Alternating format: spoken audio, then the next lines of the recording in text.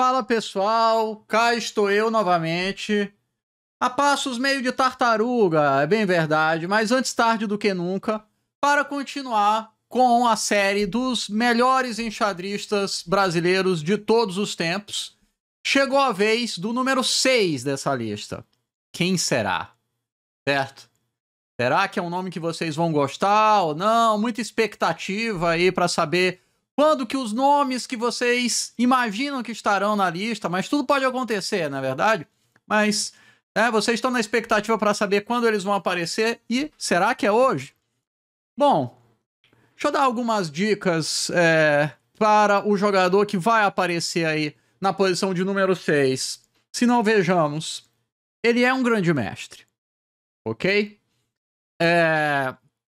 Que mais eu posso dizer? Ele não é um jogador da velha geração, digamos assim, tá? Ele é um jogador mais conhecido aí dos últimos 15 anos, tá certo? Foi quando ele realmente despontou pro xadrez. Que mais eu posso dizer? É um jogador que eu acho que vocês vão gostar da inclusão dele na lista, apesar de que sempre tem alguém do contra, mas acho que a imensa maioria vai ficar feliz com a inclusão dele.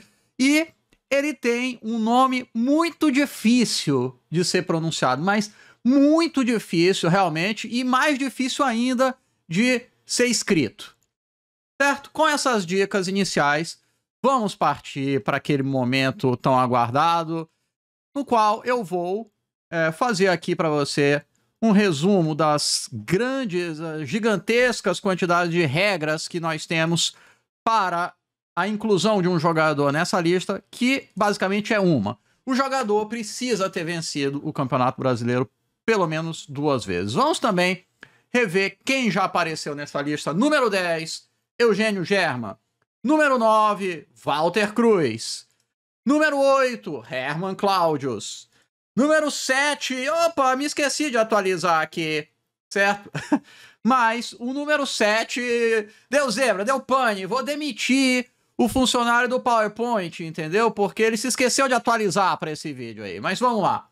O número 7 foi ninguém menos que Souza Mendes. Quase que eu esqueço, mas foi o Souza Mendes, o primeiro heptacampeão brasileiro, tá certo? Me desculpe, mas não vou refazer toda essa gravação, mas foi um lapso, mas foi o Souza Mendes, 7 vezes campeão brasileiro. E aqui, na verdade, deveria estar quem é o número 6, quem é esse jogador aí de nome impronunciável e mais difícil ainda de você escrever, certo? Veremos logo após a maravilhosa vinheta.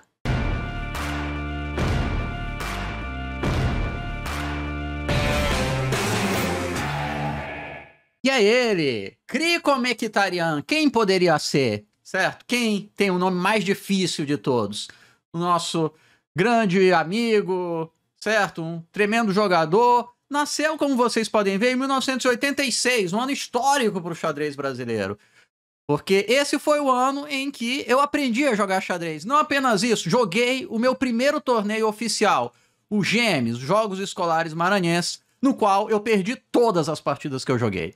Tá certo? Quando vocês falam aí, prodígio, camarada quando começa a jogar xadrez, vai destruindo. Balela, eu joguei, perdi todas, tá certo? Fiquei irado, mas aí eu descobri que realmente esse tal de xadrez você tinha que estudar para começar a jogar bem, né?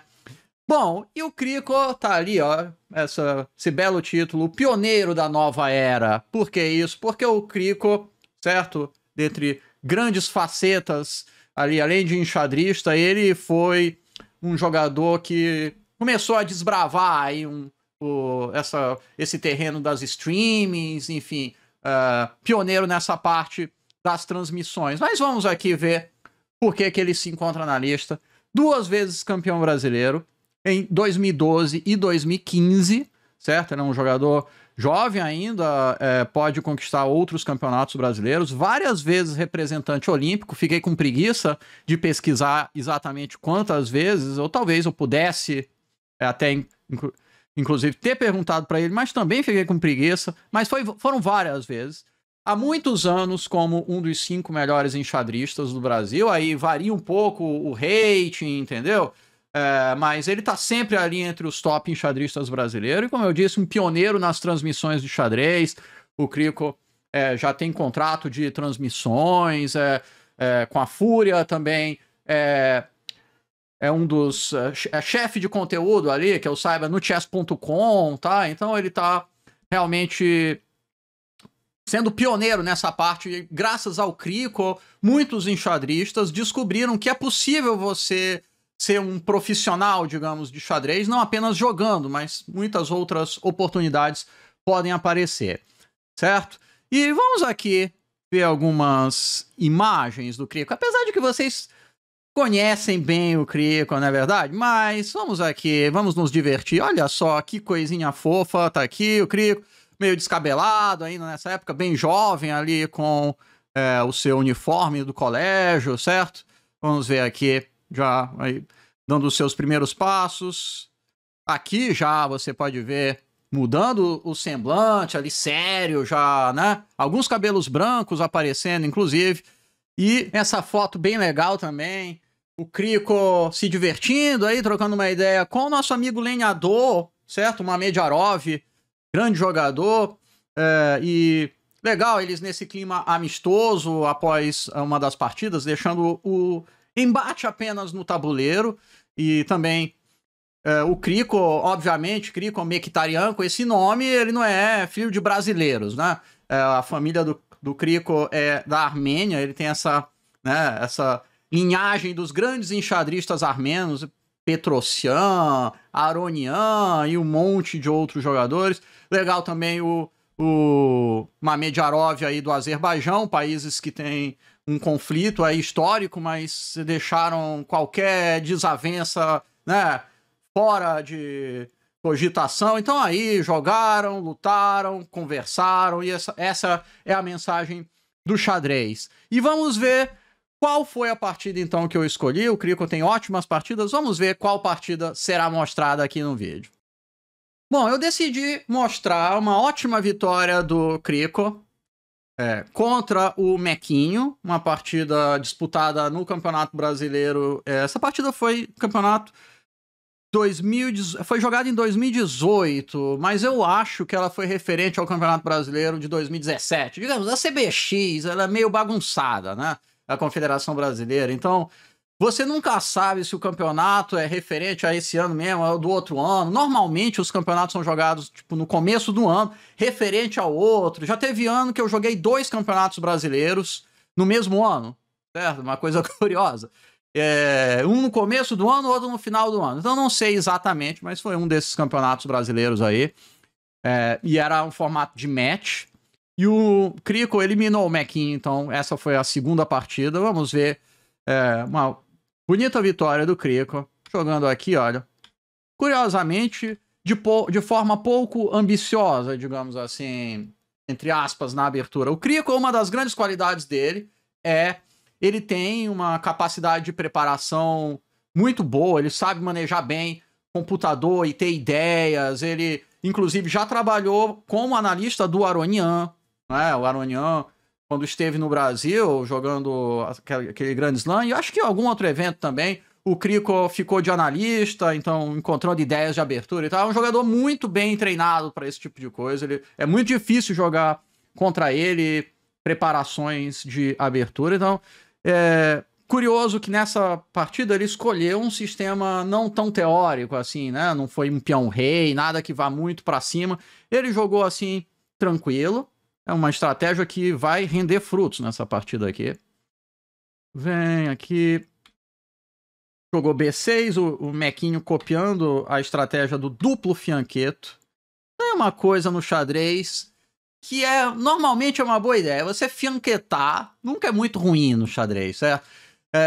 Então, eu vou perguntar uma coisa. Se você tem medo de levar mate, é muito difícil você levar mate num rei fianquetado, certo? Talvez a dragão seja uma defesa que coloque essa afirmação em xeque, mas, em regra, é muito difícil um rei fianquetado levar mate. Porque você tá protegidinho aqui, né? Não tem como. Então, se você gosta de uma certa solidez, eu recomendo que você fianquete pelo menos o lado em que você vai rocar. Aliás, muitos jogadores seguem essa estratégia. Então aqui, olha, seguiram um copiando do outro, tá certo? Tem uma coisa, né? Lembra os espertões que estão aprendendo a jogar xadrez e aí eles acham que podem copiar o lance de um jogador, né? Eternamente, né? Até eles se darem conta que essa não é uma estratégia muito boa, ainda que até um certo momento é possível você copiar completamente os lances do seu adversário. Por exemplo, funcionou até aqui, mas o Mequinho sabe disso um pouco melhor do que a gente, tá certo? Por isso ele não joga o lance copião aqui, que seria D5, que já começaria a dar muito errado para as pretas. Então, aprenda. Se você puder aprender duas coisas muito úteis desse vídeo, é o seguinte. Primeiro, fianquete o lado que você vai rocar, se você tem medo de levar mate, ok? E não copie para sempre todos os lances do seu adversário, certo? São duas estratégias extremamente profundas. Espero que sejam úteis aí para sua vida, ok? Então o Mequinho, em vez disso, capturou esse peãozito aqui.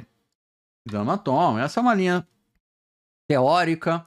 As pretas precisam agora decidir como vão se desenvolver. Podem jogar cavalo Carlinhos 6, foi o que o Mequinho fez, mas podem jogar também Danilo 6, seguido de cavalo Bernardo Daniel 7, ok? Que é o famoso KBD7, ou cavalo de BD7, ok? Eu acho que essa é a melhor forma de jogar essa estrutura aqui, que a gente pode chamar de porco-espinho. Um outro dia me xingaram, não sei. Sempre tem uns haters assim, do nada, do vazio. Então, algum dia eu gravei um vídeo falando que isso aqui era estrutura porco-espinho, chamado, porque o jogador fica aqui, é Hedgehog em inglês, inclusive, tá? Quem joga Sonic sabe do que eu estou dizendo, ok? Um jogo que eu era muito bom, realmente. Zerei vários Sonics durante a minha carreira como jogador de Master System e Mega Drive. Mas por algum motivo esse cidadão não gostou quando eu chamei isso aqui de Hedgehog. Não sei por que exatamente, mas tudo bem. Mas é o nome, tá certo? Cavalo Carlos 6 também é possível, ainda que eu sinto que há um pouco menos de harmonia para as pretas nesse caso. O Crico jogou Dama Fábio 4, Mequinho Dama B8, indo para o final, mas o Crico conservou as damas, cavalo E4, virou, a dama fez um papel, foi para D4, F4, D2 e C1, certo? Curiosamente, trabalhando aqui a dama desde cedo nessa partida. E aí veio esse cavalo Ernestinho 5 para trocar muitas peças. Não sei se foi uma grande jogada. Cavalo C3. E agora cavalo toma, bispo toma. Cavalo toma F3, bispo toma F3. E aqui o Mequinho tomou. Também é bem discutível se esse lance é bom. E agora toma F3. Certo? Essa é uma posição interessante. Deixa eu fazer mais dois lances. Bispo toma C3, dama toma C3. Eu diria que, dentre os conceitos de jogo posicional, certo? Um que você precisa tomar muito cuidado é o tema do peão dobrado, certo? Porque você precisa avaliar algumas coisas antes de colocar um selo de ruindade no peão dobrado. Muita calma antes de você colocar um selo de ruindade em um peão dobrado, certo? Porque algumas pessoas aprendem e acham que peão dobrado sempre é ruim, ok? Mas não é bem verdade isso. Algumas coisas que você precisa avaliar quando se tem um peão dobrado, principalmente a habilidade do jogador que não tem um peão dobrado de criar um peão passado, certo? Então, se o seu adversário, você tem um peão dobrado, mas o seu adversário não consegue criar um peão passado facilmente graças a esse peão dobrado, já fica assim um alerta, ó, pode não ser tão ruim assim. Nesse caso especificamente, esse peão dobrado é uma delícia para as brancas, porque ele tirou um peão abrindo o caminho para uma coluna semi-aberta. Uma coluna semi-aberta é essa em que só tem um peão na coluna, ok? A coluna aberta, obviamente, não tem peão. E a coluna semi-aberta tem um peão. É a coluna que tem dois peões, realmente não sei como se chama, provavelmente não deram um nome, porque não viram necessidade, entendeu? Essa coluna aqui, coluna dos dois peões, não precisa dar nome para tudo na vida, não é verdade? Mas essa é a semi-aberta, e graças a esse peãozinho dobrado, as brancas vão suculentamente botar essas duas torres na pressão, o peão pode avançar F4, né, neurotizando com F5, a posição é muito agradável para ser jogada. Eu já diria que é uma posição bem chata de jogar de pretas, em que pese todas essas trocas que foram feitas, tá? Tudo isso. Mas uma posição muito tranquila aqui para se jogar de brancos. Então veio aqui, ó, pá. Pico já mandou um H4 com ideia de H5 e criando ali uma pressão no flanco rei. Jogou aqui, pá. Aqui. Cama D3. Vem, agora rei G2. E vai torturando. Uma das habilidades, uma das forças também do Crico. O Crico é um jogador que eu fico muito à vontade para falar, porque eu conheço ele de longa data, acompanhei toda a ascensão dele como enxadrista, toda a carreira dele, né? Ele é mais novo do que eu, obviamente, mas eu acompanhei aí ele quando estava surgindo no cenário xadrez brasileiro. E uma das grandes qualidades dele é que ele é um jogador muito guerreiro, né? Ele joga para ganhar todas as partidas, ele é determinado, ele bota pressão nos adversários. Então aqui ele tá numa situação muito confortável, porque ele vai torturar durante, sei lá, quantos lances forem necessários. Não vai dar empate em hipótese alguma. E para conseguir empatar de pretas aqui, vai ser bastante sofrimento. Então ele tá num tipo de posição que ele gosta, né? Vai trabalhando aqui. Bom, também essa aqui quem não gostaria, né? Vai trabalhando, ameaçou um golpeto aqui com torre toma H5, velho tema da cravada. Mais um mequinho, jogo F5. Né? É um lance difícil, aquele lance, sabe? Que você faz e dói, assim, dá aquela fisgada, você faz meio a contragosto, sabe? Sabe aquela, né? Aquela reunião ali que você tem que ir, te chamam para aquela reunião no Zoom, vai, agora que tá na... Putz, aí você tem um monte de coisa para fazer, mas tem que ir naquela reunião, não sei, sou só eu que cito isso, mas já dá aquela fisgadinha ali, aí você parece que, né? Você já entra meio em deprê. É um pouco esse F5 aqui, né? Você já fica meio... Ai, não é aquela coisa que você queria estar fazendo, mas, infelizmente, deve ser necessário, porque se ele não fizer nada, pode vir um F4, F5 aqui, até um G4 pode vir em algum momento, então o Mequinho decidiu se movimentar. E agora, B4 era possível para já quebrar a estrutura com C5, mas eu gostei do jeito que o Crico joga aqui na paciência, na preguiça, como ele gosta de dizer. Vem aqui, ó, vai trabalhar, o Mequinho criou um peão passado, tentou criar um peão passado, justamente o que eu falei, mas isso vem à custa de debilidades aqui. Olha lá. Agora jogou aqui. Tomou. Agora sim nós temos duas colunas abertas no tabuleiro, ok? Então vamos ver se no dia que você fizer a prova, ok? Uma das perguntas de prova ali, quando eu tiver a faculdade de xadrez, tá? Primeiro semestre ou segundo semestre, provavelmente pergunta de primeiro semestre. Identifique quais são as colunas abertas. Aí você vai ter que escrever coluna C, coluna D. E qual a coluna semi-aberta? Aí você vai ter que colocar coluna E, certo? Essa vai ser o nível de dificuldade, não realmente muito complexo, do primeiro semestre da faculdade de xadrez, ok? Então veio torre E7, quincou essa dama aqui, veio para trocar as damas, e agora o Crico jogou esse torre D6, pá. Olha esse finalzinho aqui, RH6, F4. Esse final que eu considero muito instrutivo, porque muita gente pode pensar que a posição tá rumando ao empate, porque muitas peças trocadas, mas não. Esse final provavelmente já é tecnicamente perdido para as pretas. Em finais de torres, a coisa mais importante é a atividade da torre, ok? E a torre das pretas, as duas torres estão muito passivas. Note que as brancas dominam as duas colunas abertas, certo? E agora a gente vai fazer aquele trabalho cirúrgico, passar o Reinaldo até o flanco dama, ir trabalhando com paciência, tranquilidade, com o adversário totalmente paralisado. E é o que o Crico faz, então, vem trazendo o rei. E olha que o Mequinho é um exímio jogador de finais, sempre foi, mas esse aqui é muito difícil, ele tá paralisado.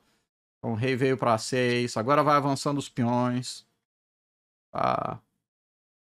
Travadaço aqui. Voltou. Ó, fez a típica estratégia de você repete o lance uma vez, mostra quem tá no comando, seu adversário fica ali tenso, e aí você, pá, não, ainda não vai rolar esse empatezinho. Vem aqui, abriu outra coluna aberta, agora temos 3. E agora, ele vai tentar trocar as torres para tomar o peão de Arnaldo 7 e disparar o outro peãozinho. Vamos ver aqui, Rei 8, ó, passou. E agora ele tá... esse lance foi chato. E agora as pretas estão num zug porque o Mequinho trouxe o rei para D8 para evitar a torre C7. E agora as pretas estão em zug. O que é em zug, tá? Zug é um diminutivo da palavra alemã Zugzwang, que eu não faço a menor ideia do que signifique, mas no xadrez é uma situação em que qualquer lance é ruim. E é a situação em que as pretas se encontram. Porque se tira a torre daqui, seria o lance do Motildo, leva mate em 2. Não é verdade? E se joga torre A8, foi o que o Mequinho jogou. Se mexer o rei, eu consigo trocar as torres com torre C7 e o peão de A vai cair. E se move a torre de E, cai o peão de E6. Então, qualquer lance é ruim. Essa é uma situação de zug. Ele jogou torre A8, então, e aí vem torre B5, pegando a outra coluna aberta, preparando para colocar a torre B7. Então, veio aqui, trocou. Checolino. Se rei B8, continua o zug aqui. E vai trazendo o rei. Caramba, é cruel, realmente. Pode botar esse peão aqui e esse rei vem. As pretas completamente paralisadas. Tá? Então, em vez disso, ele foi com o rei pra lá. 2 C6. E de novo tá em zug. Que tragédia. Se joga... Quer dizer, ele jogou rei A8. Se joga a torre para D7, por exemplo, cai o peão de E6. Se joga a torre para E8, cai o peão de A7. Se joga rei D7, eu jogo rei B7. Entro com o rei. E na partida, então, foi jogado rei E8. E aí, torre C8, cheque, rei F7, torre A8. E caiu o peão. E o Mequinho abandonou. Certo? Então... Deve ser uma das melhores partidas essa do Crico, porque ele dominou o adversário completamente, um grande adversário, o Mequinho, e venceu convincentemente, com paciência, e, enfim, o Crico ainda é um jogador, como eu disse, jovem, tem muitos anos de carreira, um dos jogadores aí que mais se preparam, que mais tem ambição de jogar torneios, então... Quem sabe ele pode galgar posições ainda nessa lista, tá? A lista não exclui, vamos deixar bem claro, a lista não exclui jogadores que estão em atividade, mas a posição deles na lista pode mudar, digamos, certo? Um desses jogadores se torna, sei lá, campeão mundial, vai para o torneio de candidatos, ele sobe várias posições, certo? Então o Krikor ainda está construindo sua carreira e pode subir ainda algumas posições nesse ranking, tá certo? Então... Krikor Mkhitaryan é o número 6 na lista de melhores enxadristas brasileiros de todos os tempos. E se você gostou do vídeo, não se esqueça de deixar o like e também de se inscrever no canal. E eu volto em breve com o 5º jogador da lista. Valeu, um abraço.